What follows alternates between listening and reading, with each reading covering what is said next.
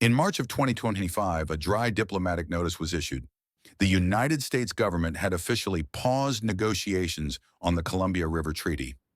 On the surface, this is a tedious dispute over flood control and hydroelectricity revenues between two of the world's closest allies.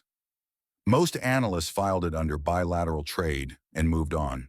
They missed the real story. They missed the signal. Because just beneath this polite disagreement, the context is anything but polite. You have a sitting president, Donald Trump, publicly stating that Canada has millions of gallons of water pouring down. You have a former Bank of England governor, Mark Carney, stating unequivocally that Canada's water is a public trust, not a commodity to be bargained away. This is not a trade negotiation. This is a quiet struggle for the most valuable resource on Earth. The conflict over North America's water is not the problem. It is the signal. It is a gentleman's conflict, a civilized dispute over abundance. And it serves to mask a much harsher, more brutal reality. The global war for water has already begun. It is not being fought on the Canadian border. It is being fought right now in the arid river basins of the world. And in those conflicts, there are no gentlemen. In this briefing, we are not going to analyze treaties. We are going to map the front lines. We will demonstrate how blue gold has silently replaced black gold as the definitive resource shaping power in conflict in the 21st century.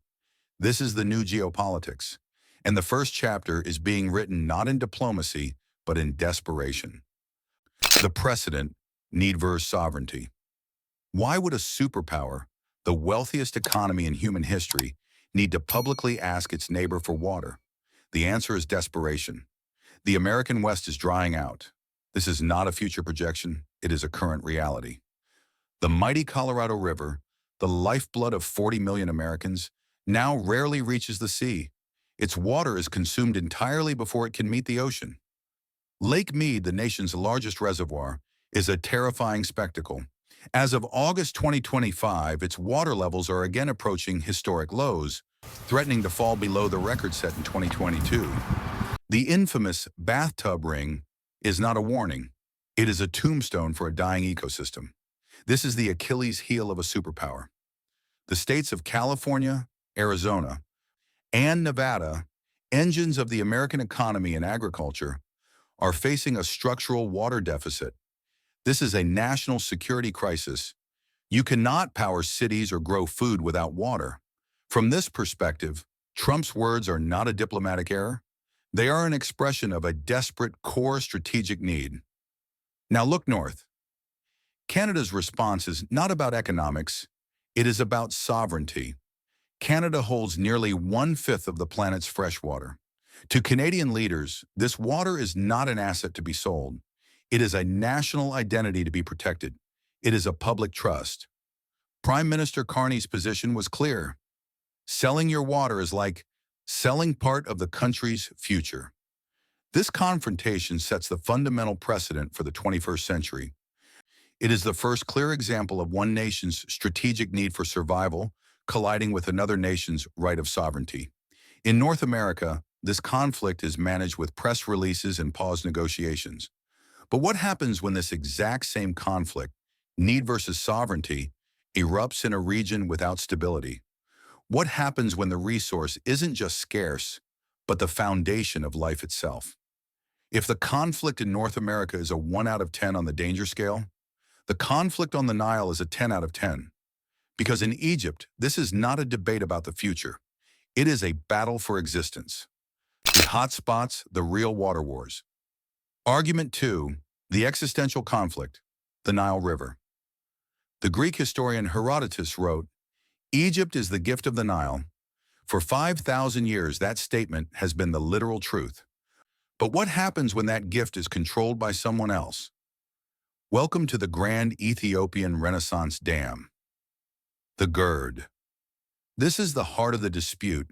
It is a colossal $5 billion mega project, the largest hydroelectric plant in Africa, and it sits on the Blue Nile, the artery that supplies over 85% of the water that flows into Egypt.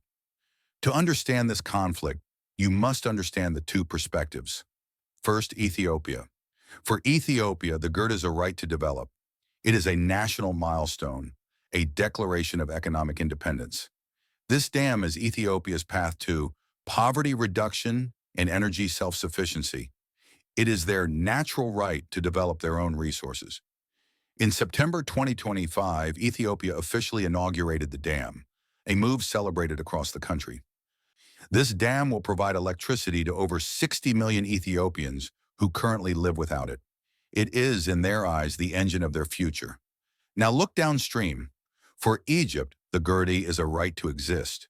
This is not an exaggeration. 97% of Egypt's renewable water resources come from the Nile River. Let me repeat that. Not 70%, not 80, 97%. There is no Egypt without the Nile. The fear in Cairo is palpable. This dam gives Ethiopia the physical ability to slow the flow of water. For Egypt, this is an existential threat. It is a direct threat to their food security. It is a threat to the agricultural sector that has existed for millennia. According to academic studies published in 2025, worst-case scenarios of the GERD's operation could lead to a reduction of 53% of Egypt's agricultural land. It threatens the stability of a nation of 100 million people. For a decade, Egypt, Sudan, and Ethiopia have been trapped in failed negotiations. The core of the dispute? Ethiopia wants to fill the dam quickly to start generating power. Egypt wants the dam filled slowly over many years to protect its water supply during potential droughts. Ethiopia sees this as their sovereign right. Egypt sees this as a matter of life and death. This is the upgrade. This is no longer the gentleman's conflict of North America. This is not need versus sovereignty. This is development versus existence. It is a zero-sum game. There is no easy win-win solution when one nation's development means another nation's potential starvation. The GERD proves a terrifying new principle of 21st century power. When you control the upstream water, you control the destiny of the downstream nation. The water itself becomes a hostage. Ethiopia has shown the world how one dam can hold two nations hostage. But in Asia, one superpower has already perfected this strategy. It has turned this tactic into a grand political doctrine, and it is aimed at controlling 5 nations at once. Argument 3. The weaponized conflict, the Mekong River. When you control 12 massive mainstream dams on the upper portion of a river that serves as the lifeblood for 5 other countries, what do you hold in your hand? You do not just hold electricity. You hold a geopolitical weapon. This is the Mekong River, the mother of waters for Southeast Asia. It flows from its source in China, where it is called the Langkang, south through Myanmar, Laos, Thailand, Cambodia, and Vietnam. More than 60 million people depend directly on this river for their food, their water, and their entire way of life. And at its headwaters, China has built a cascade of megadams. This is the strategy. China controls the faucet, and most importantly, China has refused to join the Mekong River Commission, MRC, as a full member. They are a dialogue partner, which means they are not bound by the rules. They do not have to share data transparently. They do not have to coordinate their water releases with the needs of the nations downstream. They have the power to turn the faucet on or off at will.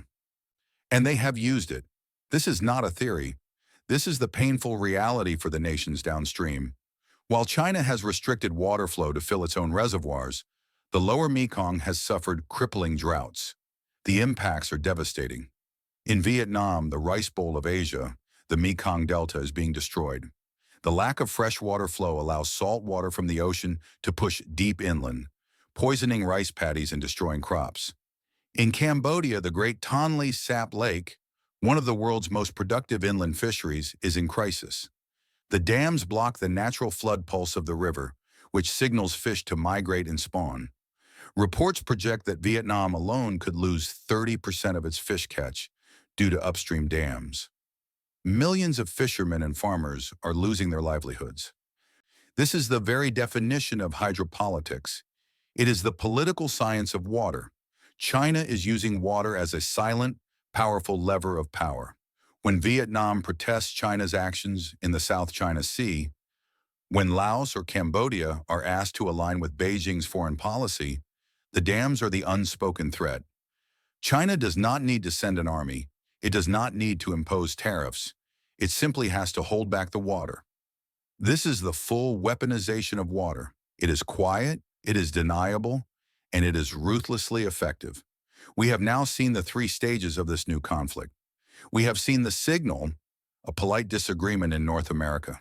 We have seen the existential conflict, a zero-sum battle for survival on the Nile. And we have seen the weapon, a tool of absolute state power on the Mekong. When we piece these three portraits together, what is the final image? What does the map of the 21st century truly look like? The conclusion, the new thesis, the spike, more dangerous than black gold. For years, we have heard the phrase, water is the new oil. This comparison is a dangerous understatement. It is fundamentally wrong. The truth is far more terrifying. You can substitute oil. You can power your economy with solar, with wind, with nuclear, or with natural gas. You cannot substitute water. There is no alternative to H2O for human survival, for agriculture, or for industry. Oil is a tool for creating wealth. Water is the foundation for life. Controlling the world's oil gives you economic power. Controlling the world's water gives you absolute power, the power over life and death itself. The 21st century competition for power will not be fought over oil fields. It will be fought over dams. It will be fought over rivers.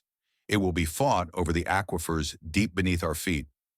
This is the age of hydropolitics, the flywheel, the next briefing. But this conflict over rivers is only half of the story.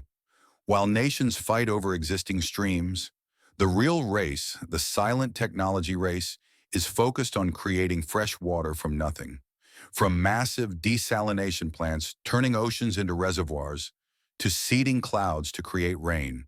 That is the focus of our next briefing, the strategic race for blue gold, and the nations like Israel and Singapore, who are already winning the future.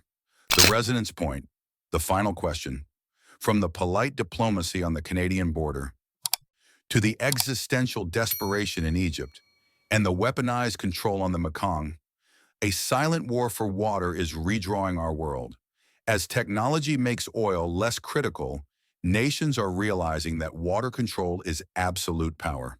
This brings us to our final question. We ask you, which river do you believe will be the site of the first major water conflict and why?